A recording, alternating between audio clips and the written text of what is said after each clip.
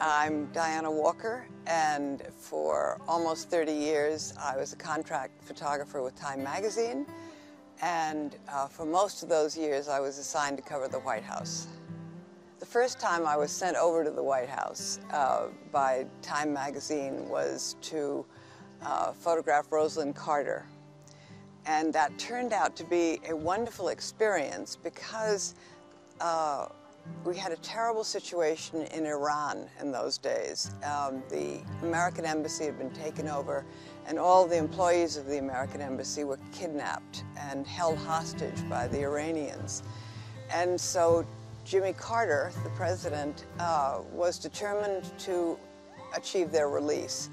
So he asked his wife to travel in his stead to many different countries and also to all the states where Jimmy Carter was on the ballot for the primary.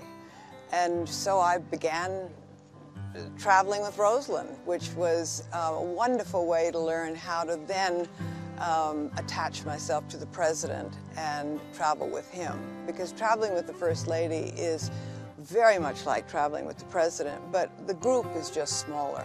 There are fewer of everybody, and so she's more accessible, and it's just a good way to begin.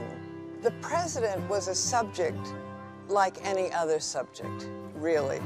When you're a photographer and you are assigned to photograph him or anybody, who he is, how he moves, what his personality is very important. I mean, it's what you're looking at, as well as the action that he's performing, signing a bill, and of course you had to be aware of what the news was, why you were there, who the other people in the room were, what his relationship to them was. So you're always watching for other kinds of pictures, as well as the president signing the bill.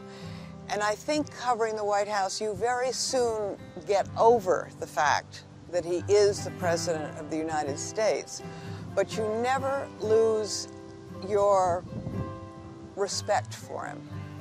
And your respect for the rules of the White House, where you go, where you don't go, what you photograph, what you don't photograph. And so if you could live within those confines, and we all did with ease, it's really like any other job, and I know people are surprised by that because they would love to be in the room with the President of the United States, and we were in the room with him a lot. But you do your job, and your job is very specific. I believe in still pictures. I still do. And of course now there's this enormous proliferation in photographs because of computers and digital photography and people's iPhones, and the pictures all over everywhere, which is exciting. And the equipment today is so sophisticated and really wonderful. And some people say to me, "But don't you miss film?" And I say, "Sure, but look what we've got. It's different, but it's there, and it's so exciting." And when I first started taking pictures, I was very young, and I've been asked often why I picked it up as a hobby. And it's hard for me to remember why I did, but I enjoyed it because I loved looking at people